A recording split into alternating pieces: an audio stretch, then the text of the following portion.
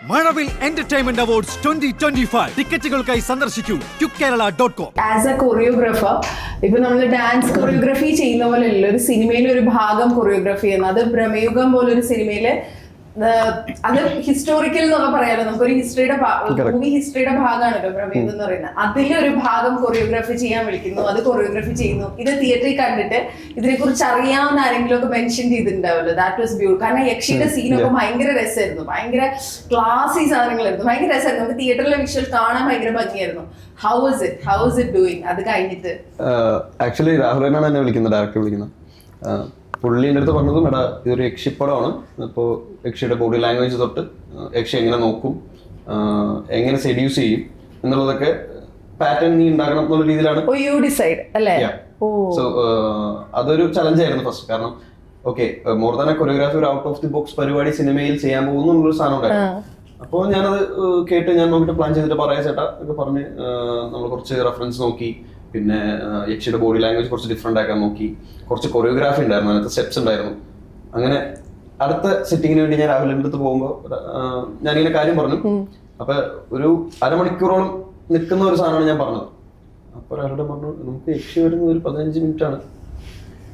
അപ്പൊ ഞാൻ ചോദിച്ചു അല്ല ഇപ്പം നായകൻ യക്ഷിപ്പടം അല്ല, ഈ പടത്തിൽ മമ്മൂട്ടിയാണ് നായകൻ എന്നെ അടുത്ത് പറഞ്ഞു. അപ്പോഴാണ് ഞാൻ മനസ്സിലാക്കുന്നത് ഞാൻ മമ്മൂട്ടി പടത്തിലാണ്. അപ്പൊ അതൊരു ട്വിസ്റ്റ്.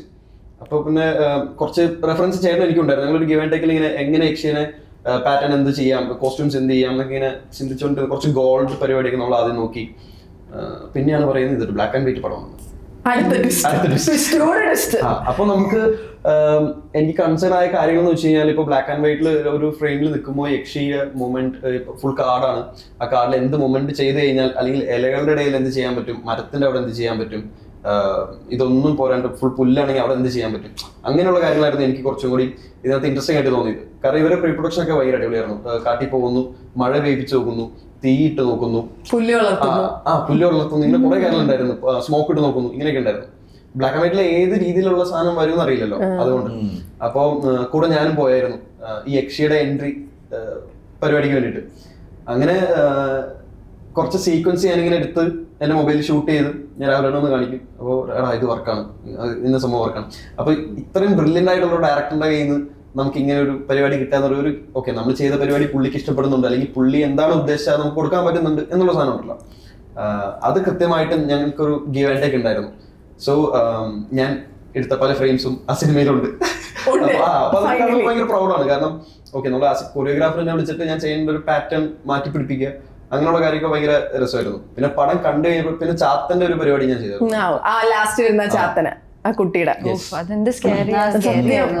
അപ്പൊ ഭയങ്കര ഫ്ലെക്സിബിൾ ആയിട്ടുള്ള ഒരു പയ്യനെ വേണമെന്ന് പറഞ്ഞു. പിന്നെ അതിന് വേണ്ടിയിട്ടുള്ള തപ്പലായിരുന്നു. പിന്നെ അങ്ങനെ എന്റെ ഒരു ഏരിയൽ ആക്ടിന്റെ ഒക്കെ കൊറിയോഗ്രാഫർ ഉണ്ട്, രാജേഷ് ചേട്ടൻ, വെളിയിൽ രാജേഷ് ചേട്ടൻ. അപ്പൊ പുള്ളി ഭയങ്കര ഫ്ലെക്സിബിളാ. പുള്ളിയുടെ കയ്യിൽ കൊണ്ടുവന്നു കഴിഞ്ഞാൽ കുട്ടികളൊക്കെ ഇങ്ങനെ റാ പോലെയൊക്കെ ഫുൾ ഒടിച്ച് ചെറിയ കൊത്തയുണ്ട് റാ പോലെ.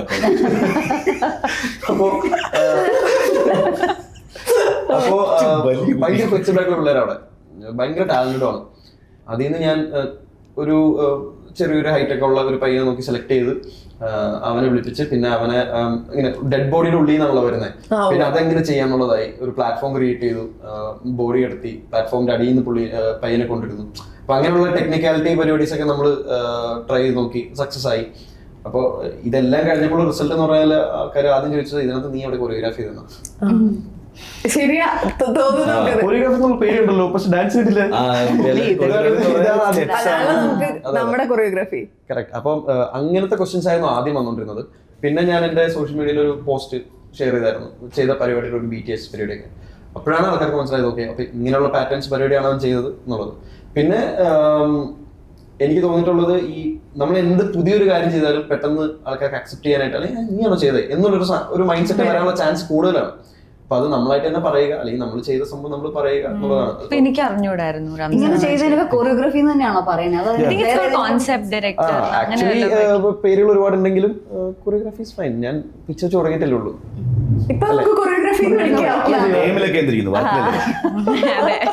പക്ഷെ it was A good job Chathan ഉൾപ്പെടെ ഷീ വാസ് ഫാബുലസ്.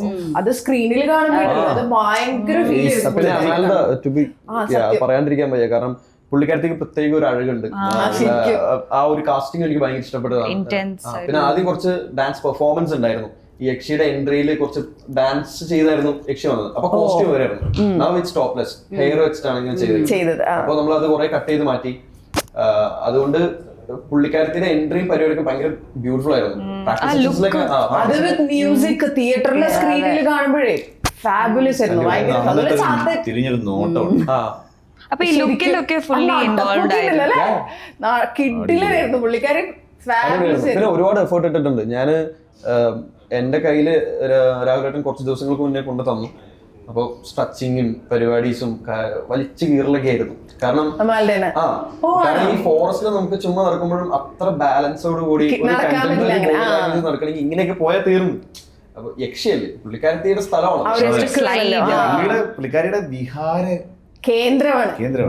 അങ്ങനെ വിഹാരം നടത്തുന്ന സ്ഥലമൊന്നുമില്ല. അങ്ങനെ ഓക്കെ. അപ്പൊ എന്റെ കൺസേൺ ഇത്ര ഉണ്ടായിരുന്നു. നമ്മളിപ്പോ വീട്ടിൽ നിൽക്കുമ്പോ പോകാൻ പറ്റണം. ഒരുപാട് എന്താ പറയാ കല്ലും പുല്ലും കാര്യങ്ങളും എല്ലാം ഉണ്ടായിരുന്നു. അപ്പൊ ആർട്ടിഫിഷ്യൽ അല്ലാത്തതായിരുന്നു. അപ്പൊ അതിൻ്റെതായിട്ടുള്ള കുറച്ച് പാടൊക്കെ ഉണ്ടായിരുന്നു. പക്ഷെ പുള്ളിക്കാരത്തെ അടിപൊളിയായിട്ട് ചെയ്തു. ഈ എഫേർട്ട് തന്നെയാണ്, കാരണം അതിന് മുന്നേ കുറെ എഫേർട്ട് ഇട്ടിട്ടുണ്ട്. അതാരും പറഞ്ഞാൽ കേട്ടിട്ടില്ല, അതാണ് പറഞ്ഞു. ഇല്ല, പക്ഷെ ഫാബുലസ്. ആ ചാത്തൻ ഉൾപ്പെടെ ചാത്തന് പുറകിൽ ഒരു കുട്ടിയായിരുന്നു എന്നൊക്കെ പറഞ്ഞപ്പോ നമുക്ക് ഭയങ്കര അത്ഭുതമായിരുന്നു.